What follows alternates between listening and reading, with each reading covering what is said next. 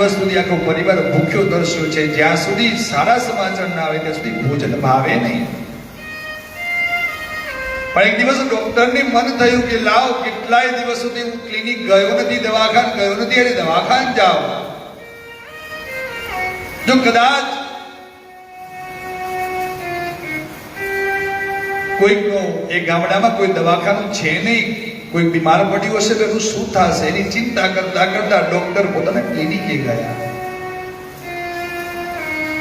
અને 4 દિવસ સુધી એના ક્લિનિકના એ હાઈવે ઉપર એક ઝૂંપડપટ્ટીમાં રહેતો પરિવાર અને કેટલાય દિવસ તો એ ઝૂંપડપટ્ટીમાં કામ કરતો એક પરિવાર, એનું નાનું બાળક ખૂબ બીમાર રહેતું હતું. પણ આ દવાખાનું એક જ એટલામાં, એટલે એને દવાખાને જઈ શકાતું હતું ને ચિંતિત અવસ્થામાં હતા. પણ જેવું દવાખાનું ખુલ્યું ને એવું તરત જ એને કોઈ કામની ધ્યાન લાગતું નથી. એનું મન એ બાળકની અંદર છે કે આટલા બધા વર્ષો પછી મને બાળક આપ્યું ને બાળક બીમાર પડ્યું છે, બાળક સારું થતું નથી, હું ડોક્ટર હોવા છતાં પણ આ બાળકને બચાવી શકતો નથી. શું કામની મારી આ ડોક્ટરી? હું મારા પોતાના બાળક માટે દવા કરી શકતો નથી. ત્યારે આ વાતો કરતો કરતો મનની અંદર મુંજાતા ડોક્ટરે નિશ્ચિત કર્યું કે હવે તો દવાખાનામાં પણ મન લાગતો નથી, એટલે બંધ કર્યું દવાખાનું. અને એટલામાં જ એ જે સ્ત્રી 3 દિવસ સુધી બાળક એનું ખૂબ બીમાર હતું અને એ લઈને આવે છે. એટલે ડોક્ટર એમ કહે છે કે મારું બાળક પણ બીમાર છે, એટલે મને મન લાગતું નથી, એટલે હું તમને દવા નહીં આપી શકું. એટલે એ દીકરાની માં ખોળો પાથરી અને ડોક્ટર જોડે આવીને કહે છે કે હે ડોક્ટર સાહેબ, તમે જ મારા દીકરાને બચાવી શકો તેમ છો, કંઈક શું થયું છે, લાવ દવા તો કરો.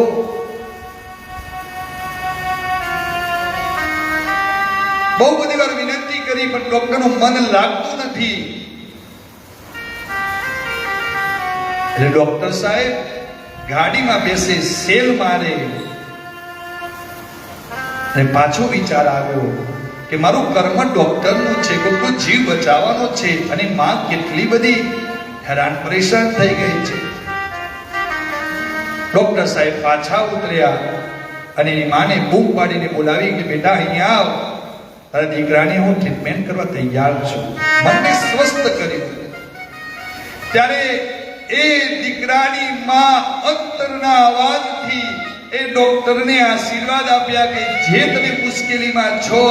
એ મુશ્કેલી પરભરમાં વિખરાઈ જાય, ભગવાન તમારી મદદ કરે, અને એવા આશીર્વાદ આપ્યા. અને એ દીકરાની ટ્રીટમેન્ટ કરી અને દીકરો સાજો પણ થઈ ગયો. બીજા દિવસથી સવાર થઈ. ડોક્ટર સાહેબ એ જ ક્ષણને, એ આશીર્વાદને જ યાદ કરતા હતા કે એક નાની એવી દીકરીએ પોતાના પુત્રને એક સાજો કરવાના કારણે મને આશીર્વાદ આપ્યા છે, એ આશીર્વાદ મને કામ તો આવશે. આવું મનન ચિંતન કરતા હતા. ડાઇનિંગ ટેબલ ઉપર નાસ્તો પાથરેલો હતો. નાસ્તો કોળીઓ મોઢામાં નાખવા જાય અને ત્યાં ટેલિફોનની રિંગ વાગે છે. અને એ જ સમયે એના જ બાજુના દવાખાનામાં જ્યાં એ દીકરાને રાખવામાં આવ્યો હતો એ જ દવાખાનામાં ફોરેનથી ડોક્ટર સાહેબ હૃદયના આવે છે.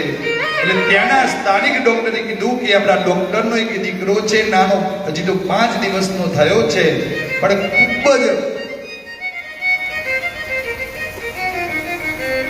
એની હાલત નાજુક છે, તમે બચાવો, એને ચેક તો કરો. એક બાજુ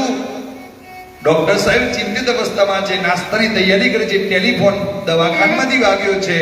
ને ડોક્ટર સાહેબ બચાવવા માટે આવ્યા છે. એટલે એમને કીધું કે તમે હાલના હાલ દવાખાનામાં આવી જાઓ. કોઈક ભગવાનના ચમત્કારના રૂપમાં કોઈક ડોક્ટર સાહેબ આવ્યા છે અને કહે છે કે એ દીકરાને હું સજીવન કરીશ, મારા જોડે દવા છે, ટ્રીટમેન્ટ છે એની. ત્યારે ડોક્ટર સાહેબ ત્યાંથી જ એની પત્નીને લઈ ભગવાનને યાદ કરતા કરતા, એ આશીર્વાદ યાદ કરતા કરતા દવાખાનામાં પહોંચી જાય છે મારા બાપ. અને એની 5 થી 6 કલાક સુધી એ બાળકની ટ્રીટમેન્ટ ચાલે છે ત્યારે બહાર કેવલના કેવલ જે ડોક્ટર ભગવાનનું નામ કદી લેતો હતો નહીં એ ડોક્ટર ભગવાનને યાદ કરીને કહેવા માટે લાગ્યો અને એ ફરીથી એ આશીર્વાદ પાછા યાદ આવ્યા કે એને મને કીધું હતું કે તારા ઘરમાં જે કોઈ પણ તકલીફ આવી છે એ મારા દીકરાને સાજો કરવાના કરે એ તકલીફો દૂર થઈ જાય ને સવાર ઉઠતા જ મારા દીકરાની તકલીફો દૂર થઈ ગઈ ડોક્ટર સાહેબે રિપોર્ટ સારા આપ્યા કે તમારો દીકરો હવે સાજો થઈ જશે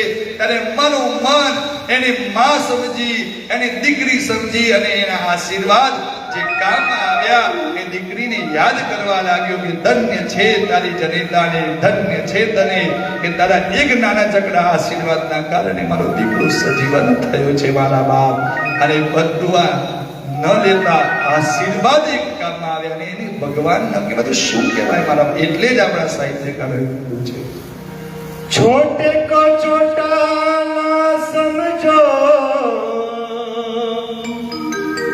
ना समझो बेकार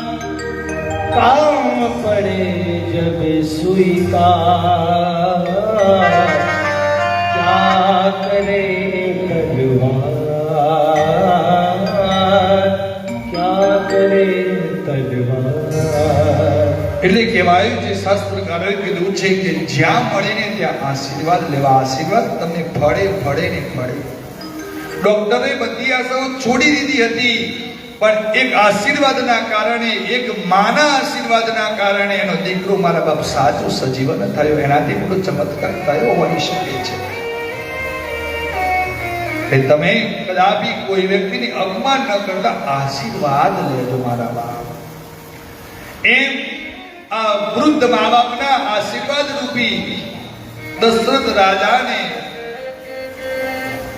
પોતાના દીકરા થાય એવું આશ્વાસન પણ આપ્યું અને શ્રાપ પણ આપ્યો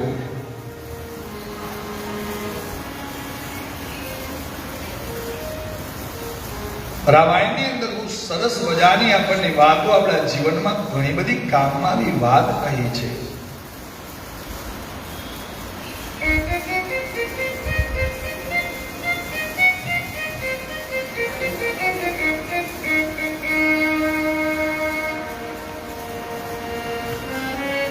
સમય જતા પરમાત્મા દશરથ રાજાને ત્યાં કૌશલ્યાજીની ખુખે ભગવાન રામ પોતે પ્રગટ થવા તૈયાર થયા છે રામના રૂપમાં આ પૃથ્વીના ભારને ઉતારવા માટે ફરીથી ભગવાન સૂર્યવંશની અંદર રઘુપતિ રાજ એવા ભગવાન રામનો કૌશલ્યના ખુખે જન્મ થયો આખા ક્ષેત્રોની અંદર અયોધ્યાની અંદર ખુશીઓનો માહોલ ઉત્પન્ન થયો આકાશ માર્ગની અંદરથી પુષ્પોની વૃષ્ટિ થઈ શંખોનો નાદ થયા અને ઢોલ નગારા દુદુંબીઓ વાગવા લાગી બ્રહ્મા વિષ્ણુજી મહેશ બધા જ દેવતાઓ આકાશ માર્ગની અંદરથી આવ્યા અને આ લોક કલ્યાણ કરવા માટે સૂર્યવંશની અંદર ભગવાન રામનો જન્મ થયો બોલે રામચંદ્ર ભગવાન કી જય રાજા રામ રામ રામ સીતા રામ રામ રામ રાજા રામ રામ રામ સીતા રામ રામ રામ રાજા રામ રામ રામ સીતા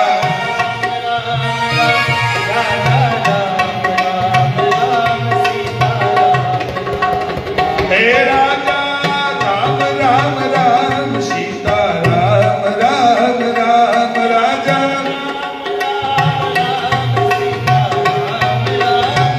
हे राजा राम राम राम सीता राम राम राम राजा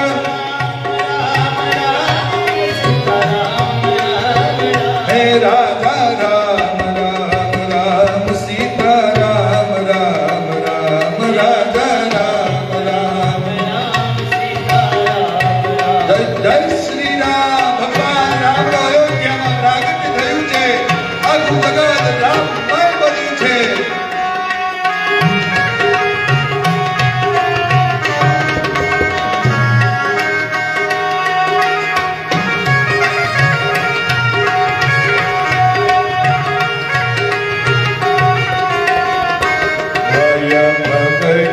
कृपाला दीन दयाला कौशल्या हितकारी भय भगत कृपाला दीन दयाला कौशल्या हितकारी हरि सतमहि तारी मुनि मनहारी अद्भुत रूप विचारी हरि शतमहि तारी मुनि मनहारी अद्भुत रूप विचारी अभिरामा तुन तुन गन श्यामा निज आयुध भुज चारी अभिरामा तुन तुन श्यामा निज आयुध भुज चारी भूषण बनवाला नयन विशाला शोभा सिंधु खगारी बल प्रगट कृपाला दीन दयाला कौशल्या हितकारी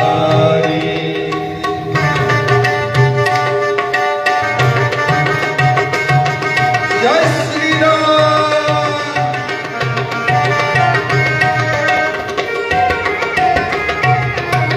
जय श्री राम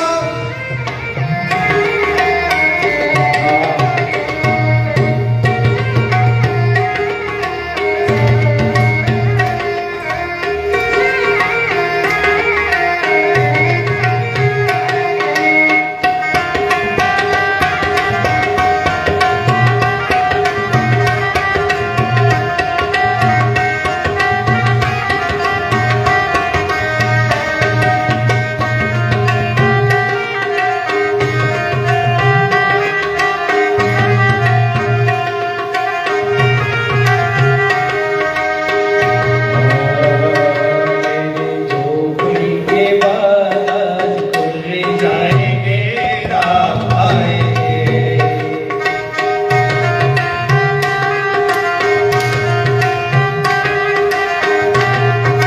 राम आएंगे आएंगे राम आएंगे राम आएंगे आएंगे राम आएंगे राम आएंगे आएंगे राम आएंगे हे राम आएंगे आएंगे राम आएंगे मेरी झोपड़ी के बाहर खुल जाएंगे राम आएंगे हे मेरी झोपड़ी के बागान खुल जाएंगे राम आएंगे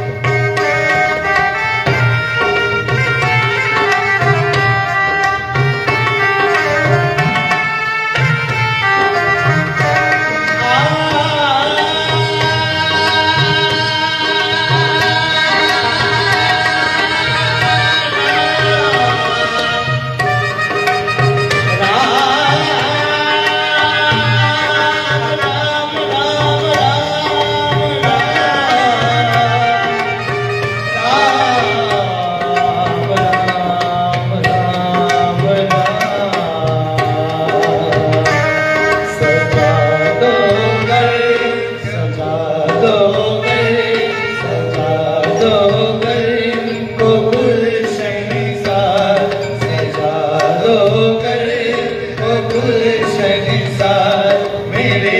गले राम आए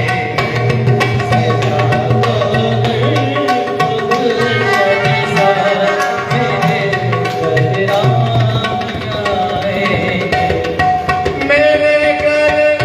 राम आएंगे मेरे प्रभु राम आएंगे मेरे घर राम आएंगे मेरे घर राम आएंगे मेरे राघव आएंगे सजी कुटिया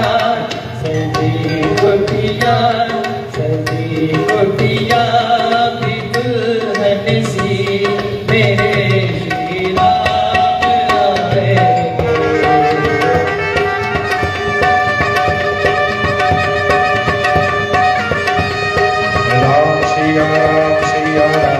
सिया राम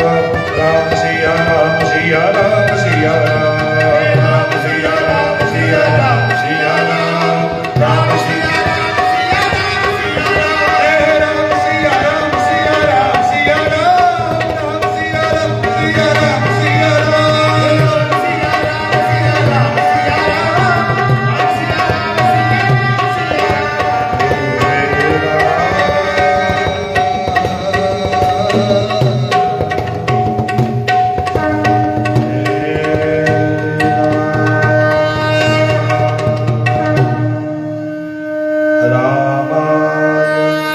रामभद्राय रामचन्द्राय वेदसे रघुनाथाय नाथाय सीताया पतये नमः।